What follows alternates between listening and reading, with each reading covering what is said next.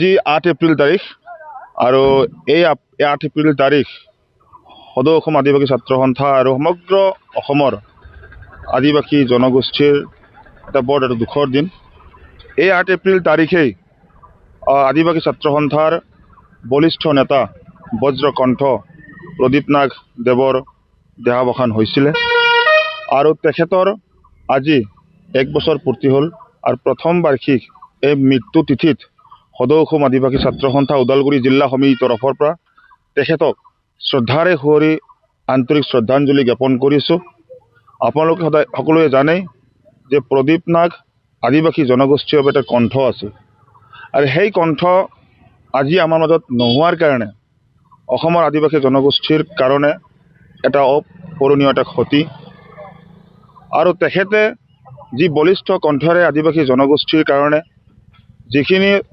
ৰজাঘৰীয়াৰ কাষত তেওঁ সমস্যাবিলাকক লৈ যিখিনি তেখেতে আপোচবিহীনভাৱে সজোৰে দাবী উত্থাপন কৰিছিলে আৰু সেইগৰাকী বলিষ্ঠ নেতা প্ৰদীপ নাগ দেৱ আজিৰ তাৰিখত যে আমাৰ মাজত নাই, তাৰ কাৰণে আমি আজি যথেষ্ট মৰ্মাহত হৈছোঁ। আজি তেখেতক আমি সকলোৱে মনত পেলাইছোঁ আৰু মই সদৌ অসম আদিবাসী ছাত্ৰ সন্থা আছা ওদালগুৰি জিলা সমিতিৰ তৰফৰ পৰা ওদালগুৰি জিলাবাসী আদিবাসী ৰাইজক আদিবাসী ছাত্ৰ সন্থাৰ জিলা পৰ্যায়ৰ হওক, আঞ্চলিক পৰ্যায়ৰ হওক বা প্ৰাথমিক পৰ্যায়ৰে হওক, সকলোকে আহ্বান জনাব বিচাৰিছোঁ যে আজি নিশা বা আজি গধূলি সকলোৱে যাতে তেখেতৰ নামত তেখেতক শ্ৰদ্ধাৰে সুঁৱৰি যাতে সকলোৱে শ্ৰদ্ধাঞ্জলি অৰ্পণ কৰে, বন্তি প্ৰজ্বলন কৰে, তেখেতৰ প্ৰতিচ্ছবিত যাতে সকলোৱে পুষ্পাঞ্জলি অৰ্পণ কৰে। তাৰ কাৰণে সদৌ অসম আদিবাসী ছাত্ৰ সন্থা আছাৰ তৰফৰ পৰা ওদালগুৰি জিলাৰ সকলো আদিবাসী ৰাইজক মই আহ্বান জনাব বিচাৰিছোঁ, কিয়নো আজি যিহেতুকে আমি যিটো যুদ্ধ আৰম্ভ কৰিছোঁ, এই যুদ্ধৰ সময়ত যদি তেখেত থাকিলেহেঁতেন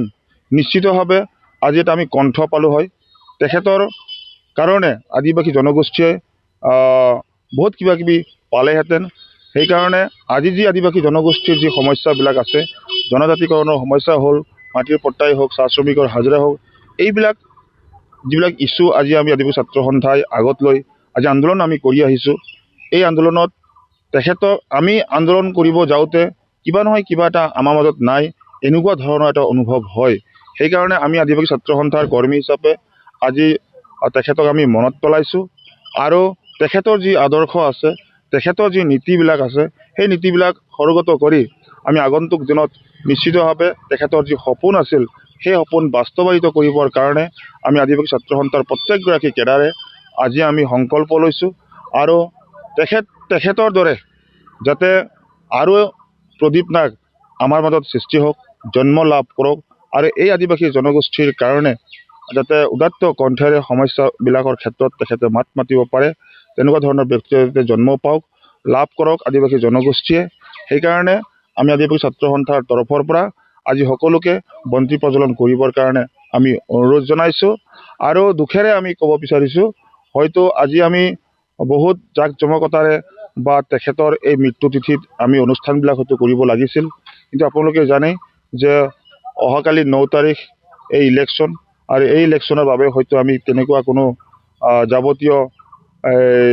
সা সুবিধা বা তেনেকুৱা কোনো অনুষ্ঠান আমি হয়তো কৰিব পৰা নাই। তথাপিতো অনুষ্টুপীয়াকৈ হ'লেও ঠাই বিশেষে আজি আমি তেখেতক মনত পেলাইছোঁ আৰু শ্ৰদ্ধাৰে সুঁৱৰিছোঁ। আমি আশা ৰাখিছোঁ তেখেতৰ যি মহান আত্মা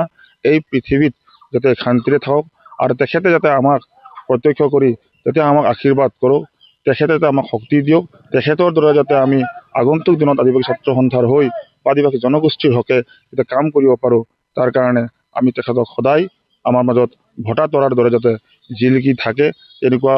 ব্যৱস্থা আমি আগন্তুক দিনত কৰি যাম বুলি আমি সংকল্প লৈছোঁ।